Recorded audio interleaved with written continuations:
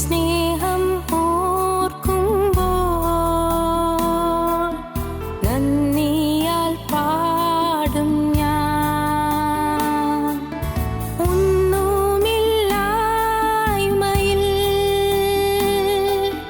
നിന്നെന്നെ ഉയർത്തിയ നിൻ സ്നേഹം ഓർക്കുമ്പോൾ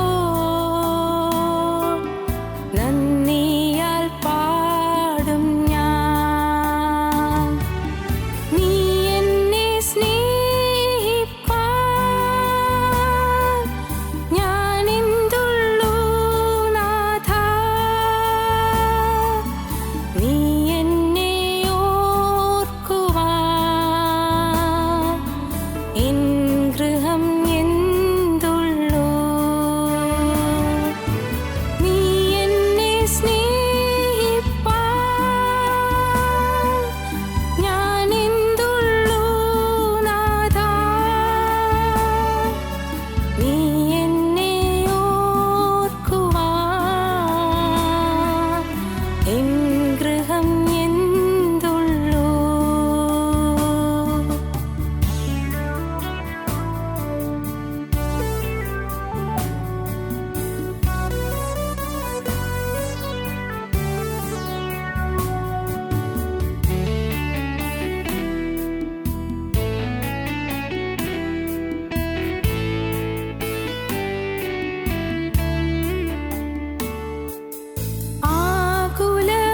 ആകുലവേളകളിൽ ആശ്വാസമായി നീ ഭാരത്തിൻ നാളതിൽ അത്താണിയായി നീ. ആകുലവേളകളിൽ ആശ്വാസമായി നീ ഭാരത്തിൻ നാളതിൽ അത്താണിയായി നീ. നീ എന്നെ സ്നേഹിപ്പാൻ ഞാനെന്തുള്ളൂ നാഥാ. നീ എന്നെ ഓർക്കുവാൻ എൻ ഗൃഹം എന്തുള്ളൂ. നീ എന്നെ സ്നേഹിപ്പാൻ ഞാനെന്തുള്ളൂ നാഥാ. നീ എന്നെ ഓർക്കുവാൻ എൻ ഗൃഹം എന്തുള്ളൂ.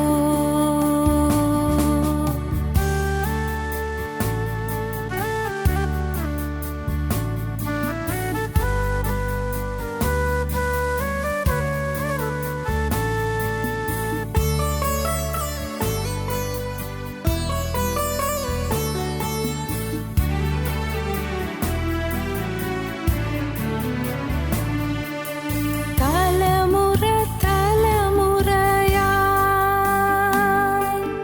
കരുതുന്ന ദൈവമേ, നിൻ സ്നേഹത്തിൻ ആഴം ആർക്കു വർണ്ണിച്ചിടാൻ. തലമുറ തലമുറയായി കരുതുന്ന ദൈവമേ, നിൻ സ്നേഹത്തിൻ ആഴം ആർക്കു വർണ്ണിച്ചിടാൻ. നീ എന്നെ സ്നേഹിപ്പാൻ ഞാനെന്തുള്ളൂ നാഥാ. നീ എന്നെ ഓർക്കുവാൻ എൻ ഗൃഹം എന്തുള്ളൂ.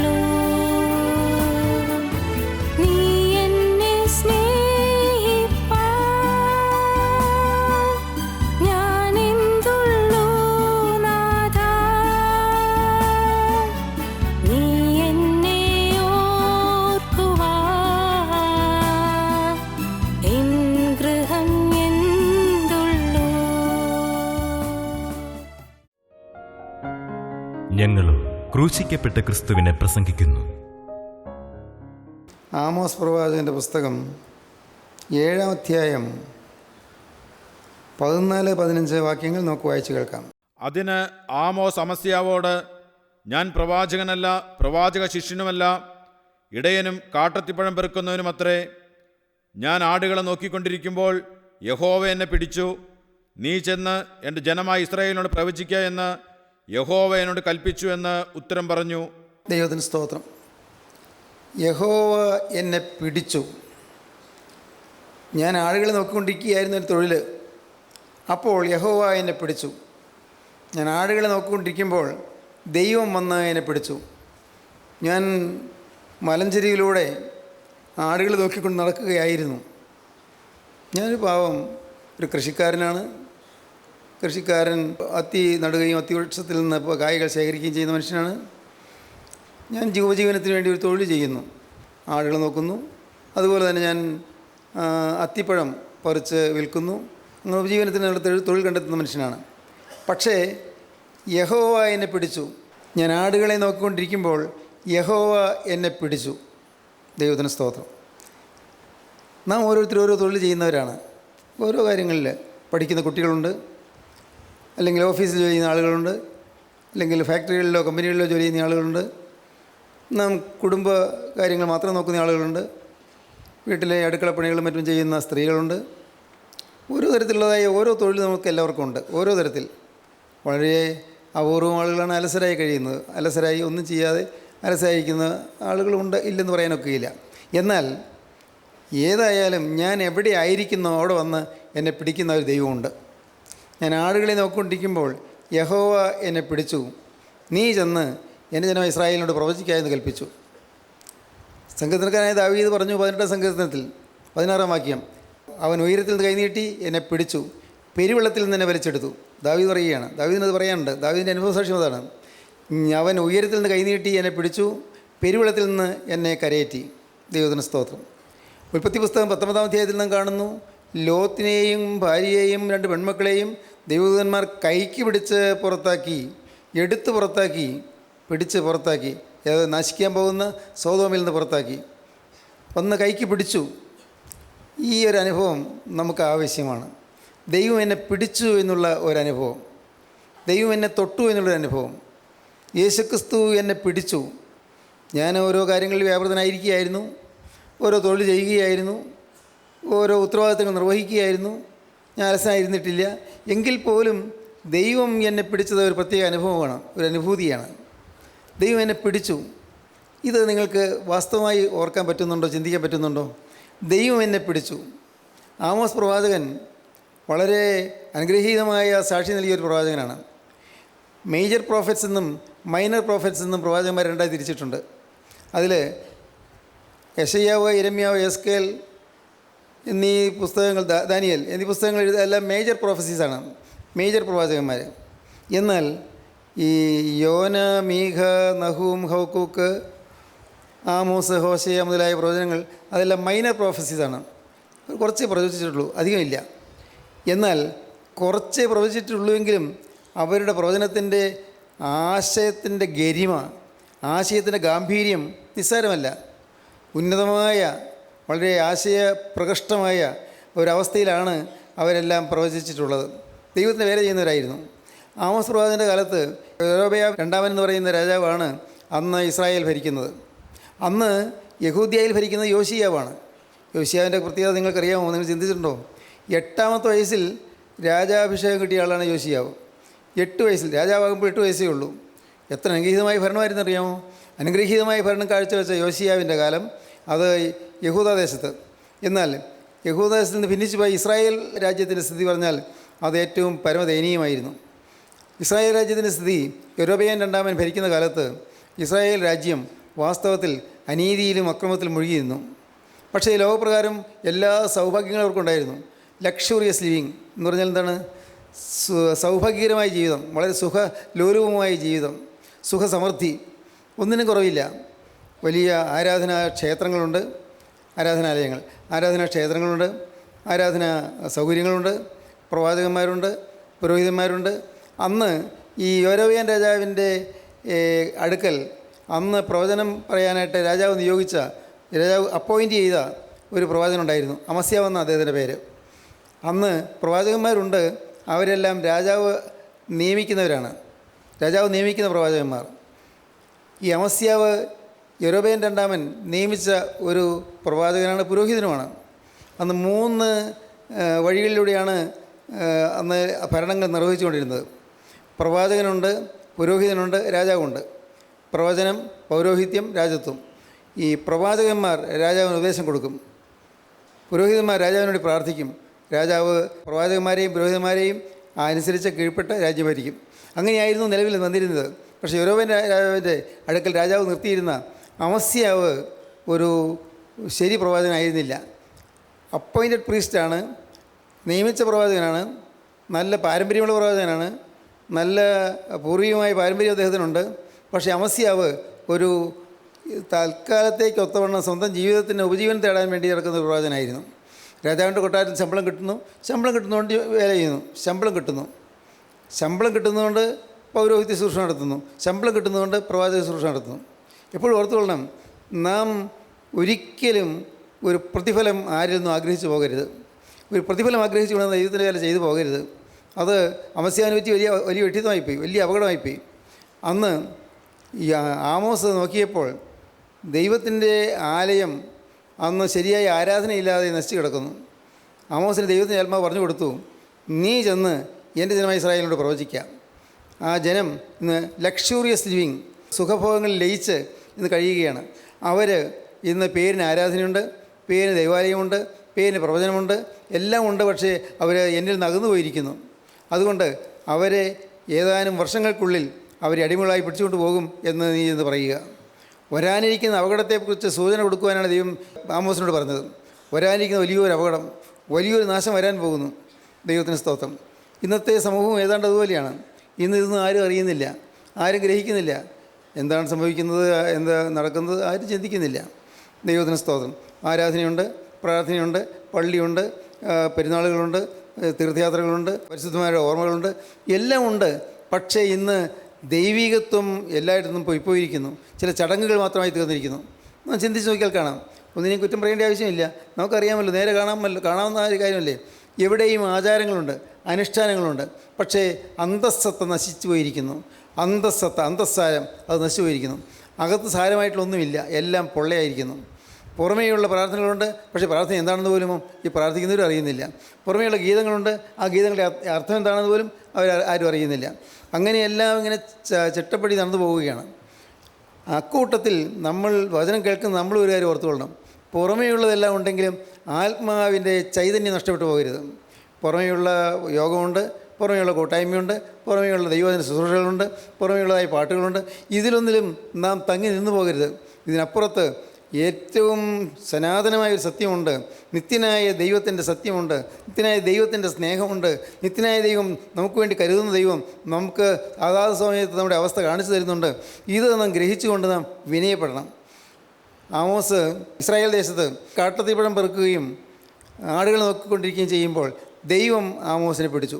ദൈവം പറഞ്ഞു, നീ ഒരു കാര്യം ചെയ്യുക, നീ ചെന്ന് എൻ്റെ ജനമായ ഇസ്രായേലിനോട് നീ പ്രവചിക്കാം. നീ പറയണം, നീ കാര്യം പ്രവാചകനൊന്നുമല്ല, പക്ഷേ നീ പോയി പറയണം, എൻ്റെ ജനമായ ഇസ്രായേലിനോട് പ്രവചിക്കുക. ദൈവത്തിന് സ്തോത്രം. എന്താണ് പ്രവചിക്കേണ്ടതാണ്? നശിക്കാൻ പോകുന്നു. അതുപോലെ സംഭവിച്ചു കേട്ടോ. 25 കൊല്ലത്തിനകം ഇസ്രായേൽ മുടിഞ്ഞുപോയി, തകർന്നുപോയി. പ്രവാചകൻ പറഞ്ഞതുപോലെ തന്നെ സംഭവിച്ചു. പക്ഷേ അന്നൊന്നും ആരും കാണുന്നില്ല. കാരണം സുഖഭോഗങ്ങളിൽ ലയിച്ച് സന്തോഷത്തിൽ മതിമറന്നവർ ജീവിക്കുകയാണ്. എല്ലാം ഉണ്ടല്ലോ, നല്ല സംതൃപ്തിയാണ്. അങ്ങനെ ഇരിക്കുമ്പോഴാണ് ഈ വചനം ആമോസിന് കിട്ടിയത്. ആമോസ് എന്ന് തുറന്നു പറഞ്ഞു, രാജാവിനോട് തന്നെ പറഞ്ഞു, രാജാവേ, ഈ പോക്ക് അപകടമാണ്. ഇന്നത്തെ സ്ഥിതിയിൽ സംതൃപ്തനായിരിക്കാൻ പാടില്ല. ഇന്നത്തെ സ്ഥിതിയിൽ ഒരു അപകടവും വരികില്ല എന്നല്ല ചിന്തിക്കേണ്ടത്. വലിയൊരു അപകടം നാശം വരാൻ പോകുന്നു. ഇസ്രായേൽ ജനം അവർ അടിമകളായി പിടിച്ചുകൊണ്ട് പോകപ്പെടും, അടിമകളായി പോകേണ്ടി വരും. അതുകൊണ്ട് രാജാവേ, ഒരു കാര്യം പറയാം, വേഗം മനം തിരിഞ്ഞുകൊള്ളുക. രാജാവിൻ്റെ പ്രജകളും മനം തിരിഞ്ഞുകൊള്ളുക.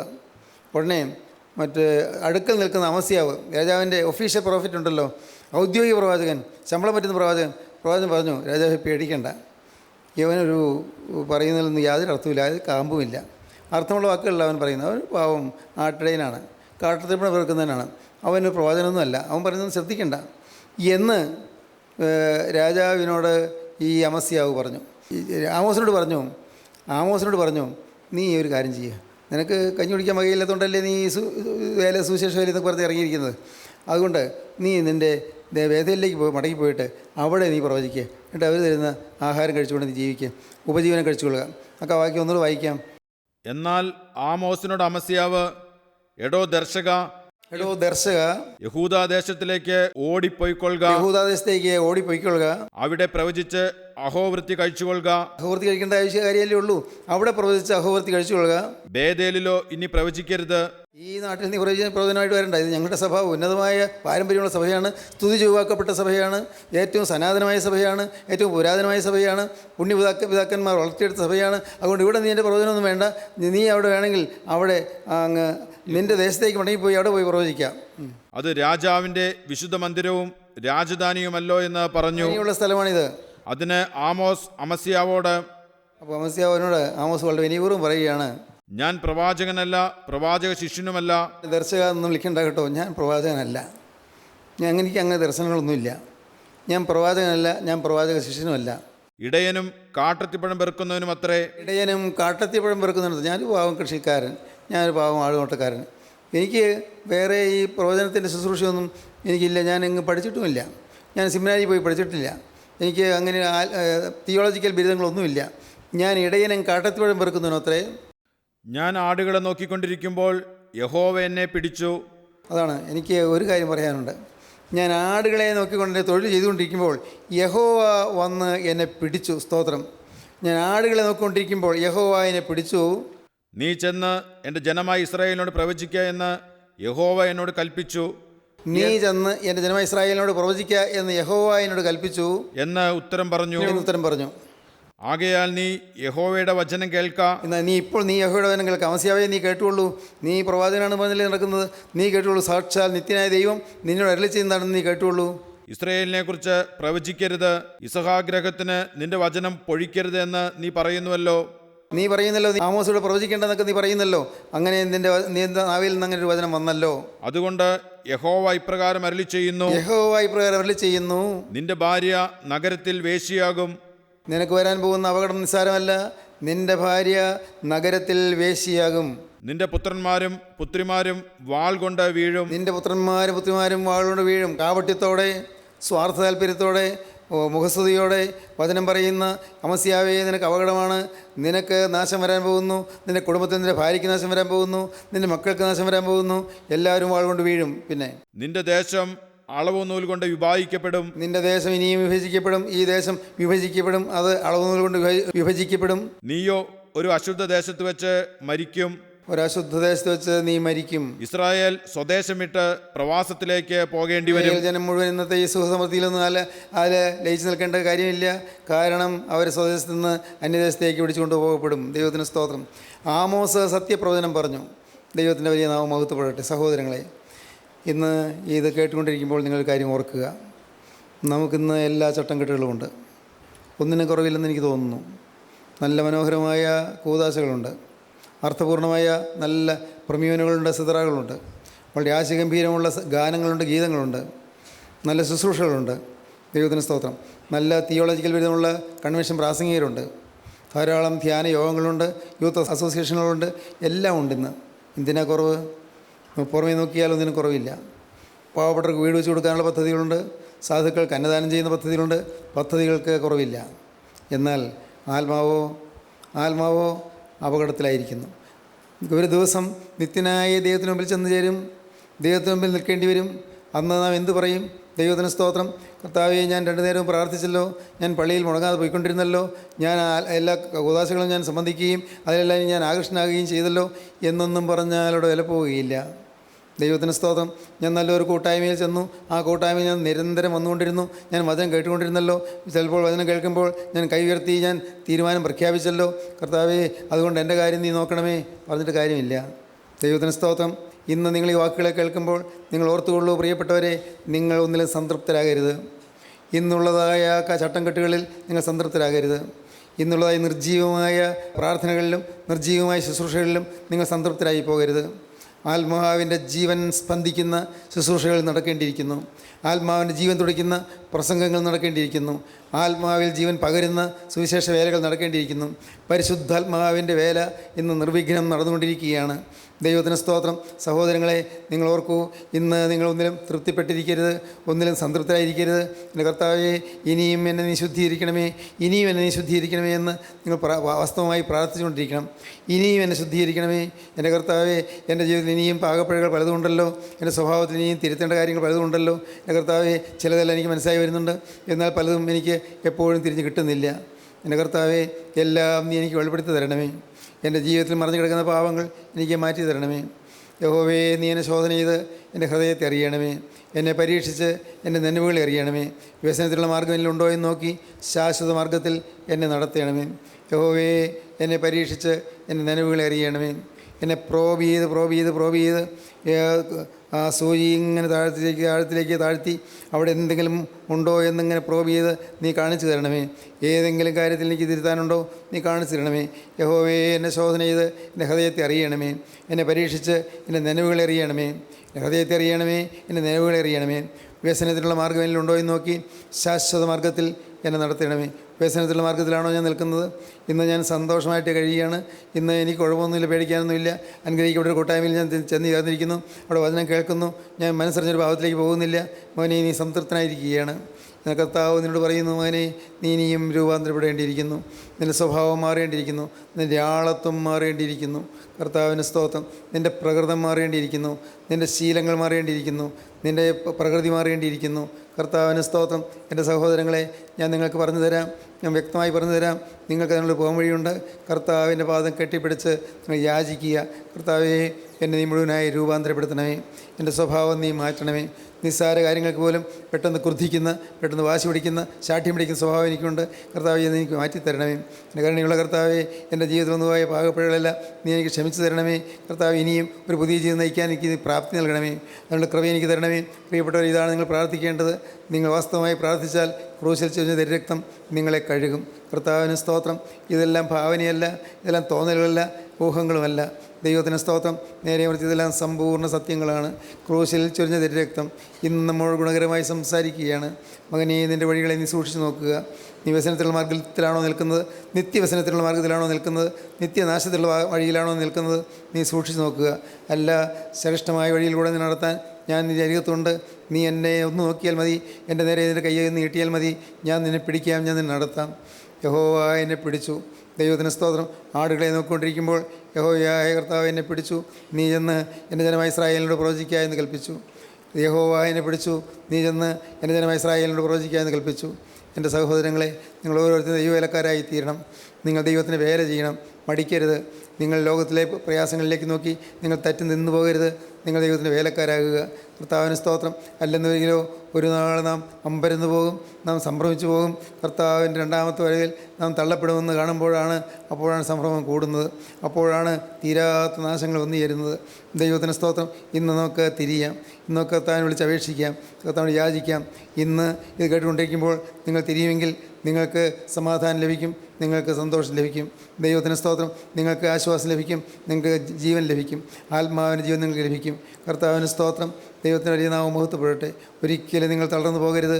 ഒരിക്കലും നിങ്ങൾ നിരാശപ്പെട്ടു പോകരുത്. ഒരിക്കലും നിങ്ങൾ പിന്നോക്കം തിരിഞ്ഞു പോകരുത്. നിങ്ങൾ മുന്നോട്ട് വന്നിടത്ത് നിൽക്കാതെ ഇനിയും മുന്നോട്ട് നിങ്ങൾ നടക്കുക. മുന്നോട്ട് നിങ്ങൾ കുതിച്ച് ചാടുക. കർത്താവിന് സ്തോത്രം. നിങ്ങൾക്ക് സാധിക്കും. ഞാൻ വ്യക്തമായി പറയട്ടെ, നിങ്ങൾക്ക് സാധിക്കും. കുതിച്ച് ചാടി മുന്നേറുവാൻ നിങ്ങൾക്ക് സാധിക്കും. ഇനിയും ഉയർന്ന സോപാനങ്ങൾ നേടിയെടുക്കാൻ നിങ്ങൾക്ക് സാധിക്കും. നിങ്ങൾ കർത്താവിന് പ്രിയപ്പെട്ട ശിഷ്യന്മാരായി തീരും. നിങ്ങൾ കർത്താവിന് പ്രിയപ്പെട്ട ശിഷ്യകളായി തീരും. നിങ്ങൾ കർത്താവിന് ഏറ്റവും വിലപ്പെട്ടവരായി തീരും. നിങ്ങൾക്ക് സാധിക്കും. നിങ്ങളുടെ പ്രയാസങ്ങളെല്ലാം ഏറ്റെടുക്കാൻ യേശുവുണ്ട്. എൻ്റെ കർത്താവിന് സ്തോത്രം. നിങ്ങളുടെ രോഗങ്ങൾക്ക് സൗഖ്യം തരാൻ യേശുവുണ്ട്. നിങ്ങളുടെ ഏങ്ങളിടിക്കുന്ന ഹൃദയങ്ങൾക്ക് ആശ്വാസം തരാൻ യേശുവുണ്ട്. കണ്ണുനീരടിഞ്ഞ മുഖത്തിന് എല്ലാം തുടച്ചു തന്ന് ആശ്വാസം തരാൻ യേശുവുണ്ട്. കർത്താവിന് സ്തോത്രം. കുടുംബകലഹങ്ങൾ മാറ്റി തരാൻ യേശുവുണ്ട്. ഭാര്യയും ഭർത്താവിനെയും ഒന്നിപ്പിക്കാൻ യേശുവുണ്ട്. മക്കളെയും മാതാപിതാക്കളെയും യോജിപ്പിക്കാൻ യേശുവുണ്ട്. മക്കൾ ചുമതലാബോധമുള്ളവരായി തീരാൻ അതിനുവേണ്ടി പ്രവർത്തിക്കാൻ യേശുവുണ്ട്. യേശുവിൻ്റെ കൈകളിലേക്ക് നിങ്ങൾ കൊടുക്കുമോ? യേശുവിനോട് നിങ്ങൾ വാക്ക് പറയുമോ? ക്രൂശിൽ തൻ്റെ കൈകൾ വിരിച്ച ആ രക്ഷകനിത ആ കൈകൾ നീട്ടി നിന്നെ പിടിക്കാൻ ഇതാ വരുന്നു. ദൈവത്തിന് സ്തോത്രം. മനുവാവേ, നിന്നെ പിടിക്കാൻ ആ ക്രൂസിൽ തൻ്റെ കൈകൾ വിരിച്ച ആ രക്ഷകൻ തൻ്റെ തൃക്കൈകൾ ക്രൂസിൽ നിന്ന് ആണിയൂരി മാറ്റിയ കൈകൾ ഇപ്പോൾ നിൻ്റെ നേരെ നീട്ടുന്നു. നിന്നെ പിടിക്കാൻ അവൻ്റെ കരം നീട്ടുന്നു. കർത്താവിന് സ്തോത്രം. ഈ സമയം നഷ്ടപ്പെടുത്താതെ അവൻ്റെ കരങ്ങളെ നീ എടുത്ത് ചുംബിക്കുക. ആ കൈകളെ നീ എടുത്ത് മുത്തം വയ്ക്കുക. ദൈവത്തിന് സ്തോത്രം. ദൈവത്തിൻ്റെ വലിയ നാമം മഹത്വപ്പെടട്ടെ. ആ തൃക്കരം നിങ്ങൾ മുത്തുക. കർത്താവിന് സ്തോത്രം. യേശുനാഥൻ്റെ തൃക്കരം. ഹല്ലേലൂയ. നമുക്ക് വേണ്ടി രക്തം ചിന്തിയവൻ്റെ തൃക്കരം. ഹല്ലേലൂയ. നമുക്ക് വേണ്ടി ജീവൻ പഠിച്ചവൻ്റെ തൃക്കരം. ദൈവത്തിന് സ്തോത്രം. നമ്മെ ഈ ഭൂമിയിൽ മെനഞ്ഞുണ്ടാക്കിയവൻ്റെ തൃക്കരം. ഹല്ലേലൂയ. ഈ കണ്ട നാളുകളെല്ലാം നമുക്ക് ആയുസ് തന്ന തൃക്കരം. കർത്താവിന് സ്തോത്രം. നമ്മുടെ പ്രയാസങ്ങളെല്ലാം മാറ്റി തന്ന തൃക്കരം. എൻ്റെ കർത്താവിന് സ്തോത്രം. നാം ഇനി നടത്താൻ ശക്തനാണെന്ന് വ്യക്തമാക്കുന്ന തൃക്കരം. ആ കാര്യത്തിലേക്ക് നിങ്ങൾ ഏൽപ്പിച്ചു കൊടുക്കുക. കർത്താവിന് സ്തോത്രം. ഒട്ടും മടിക്കരുത്. ഇപ്പോൾ തന്നെ വിട്ടുകൊടുക്കുക. യേശുവിൻ്റെ കൈകളിലേക്ക് നിങ്ങൾ ഏൽപ്പിച്ചു കൊടുക്കുക. യേശുവിനോട് പറയുക, കർത്താവേ, ഈ നിമിഷം മുതൽ ഞാൻ നിൻ്റെ അടിമയായി ജീവിക്കും. കർത്താവിനോട് പറയുക, കർത്താവേ, നിൻ്റെ കൈ എന്നെ പിടിച്ചതുകൊണ്ട് ഇന്നു മുതൽ ഞാൻ നിൻ്റെ വചനം പറയുന്നതിനായി ജീവിക്കും. നിന്നെ സാക്ഷിക്കുന്നതിനായി ജീവിക്കും. ഇന്നു മുതൽ ഞാൻ പുതിയ സൃഷ്ടിയായി ജീവിക്കും. നിങ്ങൾക്ക് പുതിയ പുതിയ തീരുമാനങ്ങൾ എടുക്കാം. പുതിയ തീരുമാനങ്ങൾ നിങ്ങൾക്കെടുക്കാം. ആ തീരുമാനങ്ങൾ അടികുറിച്ച് നിന്നുകൊണ്ട് നിങ്ങൾക്ക് കർത്താവിനോട് വാക്ക് പറയാം. കർത്താവേ, നിൻ്റെ കരം എന്നെ പിടിച്ചിരിക്കുന്നതുകൊണ്ട് ഇന്നു മുതൽ ഞാൻ നിൻ്റെ വകയായി ജീവിക്കും. ദൈവത്തോട് പറയുക. ദൈവകരങ്ങളിലേക്ക് ഏൽപ്പിക്കുക. നന്ദിയോടെ സ്തോത്രം. ഹല്ലേലൂയ. നന്ദിയോടെ സ്തോത്രം. അങ്ങനെ നിങ്ങൾ തീരുമാനമെടുത്തുകൊണ്ട് കർത്താവിനോട് നിങ്ങളുടെ ഹൃദയത്തിൻ്റെ ആഗ്രഹങ്ങൾ സമർപ്പിക്കുക. നിങ്ങളുടെ ആവശ്യങ്ങൾ സമർപ്പിക്കുക. നിങ്ങളുടെ ഭാരങ്ങൾ സമർപ്പിക്കുക. നിങ്ങളുടെ ആവലാതികൾ സമർപ്പിക്കുക. നിങ്ങളുടെ ആകുലങ്ങൾ സമർപ്പിക്കുക. എല്ലാം യേശുവിനോട് നിങ്ങൾ തുറന്നു പറയുക. കർത്താവേ, നീ എന്നെ ഒന്ന് പിടിക്കണമേ. രോഗമുള്ള ഭാഗത്ത് നീ എന്നെ ഒന്ന് തൊടണമേ. വേദനയുള്ള ഭാഗത്ത് നീ ഒന്ന് സ്പർശിക്കണമേ. എൻ്റെ ഹീനാവസ്ഥയിൽ നീ ഒന്ന് കനിയണമേ. എൻ്റെ ഈ മ്ലേച്ഛാവസ്ഥയിൽ എന്നെ നീ പൊക്കിയെടുക്കണമേ. എൻ്റെ കർത്താവേ, നിൻ്റെ കരം എന്നെ പിടിക്കണമേ. നമുക്ക് പ്രാർത്ഥിക്കാം. നമുക്ക് സമർപ്പിക്കാം. കരുണയുള്ള കർത്താവേ, ഈ നല്ല സമയത്തിനായി ഞങ്ങൾ നിന്നെ സ്തുതിക്കുന്നു. നിന്നെ സ്തോത്രം ചെയ്യുന്നു. എല്ലാവരെയും വാഴ്ത്തണമേ കർത്താവേ. എല്ലാവരെയും അനുഗ്രഹിക്കണമേ. വചനം കേട്ട എല്ലാവരുടെ മേലും പരിശുദ്ധാത്മാവ് വരണമേ. എല്ലാവരെയും നന്മകളാൽ നിറയ്ക്കണമേ. കരുണയുള്ള കർത്താവേ, നിൻ്റെ രണ്ടാമത്തെ വരവിന് വേണ്ടി ഞങ്ങളെല്ലാവരെയും വിശുദ്ധരാക്കി തീർത്തൊരുക്കണമേ. നന്ദിയോടെ സ്തോത്രം. യേശുവിൻ നാമത്തിൽ തന്നെ. ആമീൻ. ഹല്ലേലൂയ.